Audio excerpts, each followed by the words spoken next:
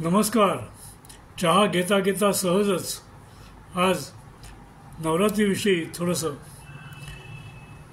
नवरात्रीचं पावन पर्व चालू आहे आणि त्यामुळे सगळीकडे उत्साहाचं, आनंदाचं आणि पवित्र मंगल असं वातावरण आहे.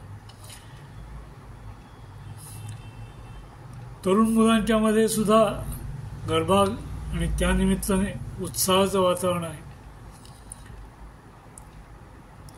आणि हे वातावरण जे आहे हे पूर्वापारापासून फार पूर्वीपासून आहे आणि यामध्ये शक्तीची आणि मातृशक्तीची ही उपासना केली जाते आणि त्यापासून आपलं आणि सर्वांचं मंगल व्हावं ही इच्छा व्यक्त केली जाते आणि त्यासाठीच उपासना केल्या जातात. कित्येक लोक जपजाप्य करतात, उपास करतात, सप्तशतीचे पाठ वाचले जातात, चंडी याग केला जातो. ह्या सगळ्या गोष्टी होत असतात. पण या सगळ्या गोष्टी मनपूर्वक करणं फार महत्त्वाचं आहे. कारण मनाने केलेलं आणि श्रद्धेने केलेलं याच्यापेक्षा अन्य काहीच महत्त्वाचं नाही. किंबहुना सप्तशतीचे श्लोकही हेच सांगतात की मनापासून आणि श्रद्धेने जे केलेलं आहे त्याच्यापेक्षा अन्य काहीही महत्त्वाचं नाही. त्यामुळे जे सप्तशती वाचतायत, प्राकृत वाचावी किंवा संस्कृतामध्ये ब्राह्मणाकडनं सांगून घ्यावी, पुरोहिताकडनं सांगून घ्यावी.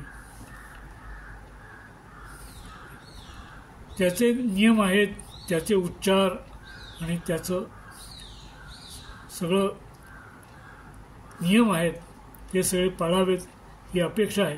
कारण कुठलंही व्रत हे यथासांग म्हणजे जसं सांगितलं आहे तसं केल्याचे फायदे आहेत ते दिसतात. आणि हे फक्त तुम्हासाठी नाही, सगळ्यांसाठी आहेत.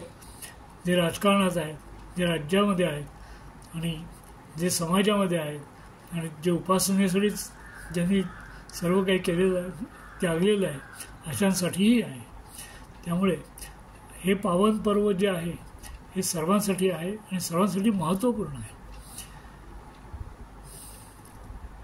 त्यामुळे आणि त्यासाठी इथे मला नक्कीच शिवाजी महाराजांची गोष्ट छोटीशा सांगावीशी वाटते. ती म्हणजे अशी की त्यांनाही ही इच्छा झाली की आपल्याला अनुग्रह असावा, आपल्याला एक चांगलं मार्गदर्शन असावं, आध्यात्मिक पाठबळ असावं याची इच्छा त्यांनाही फार पूर्वीपासून होती आणि ती तळमळ होती. आणि त्या तळमळीने एक दिवस ते प्रतापगडी जाऊन महालक्ष्मीच्या समोर एक रात्र निजले.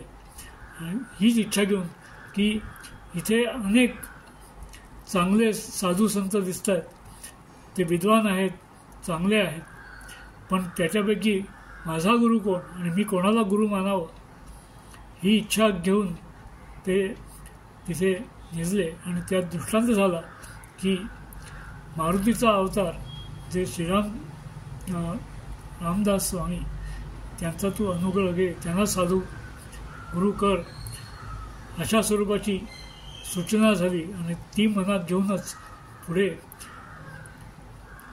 त्यांनी ती इच्छा तीव्र करत नेत शेवटी रामदास स्वामींची भेट झाली. हा असा समर्थांचं सामर्थ्य नावाच्या पुस्तकामध्ये नीट वाचायला मिळतं.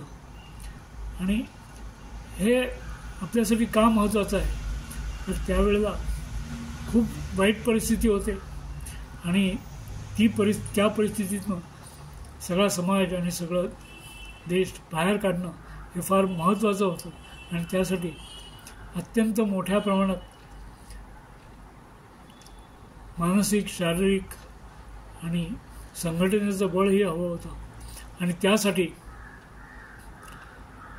एकाच उद्देशाने प्रेरित झालेले हे दोन सत्पुरुष एकत्र आले आणि त्यातून हा महाराष्ट्र घडला असं मानलं तर ते चुकीचं ठरणार नाही.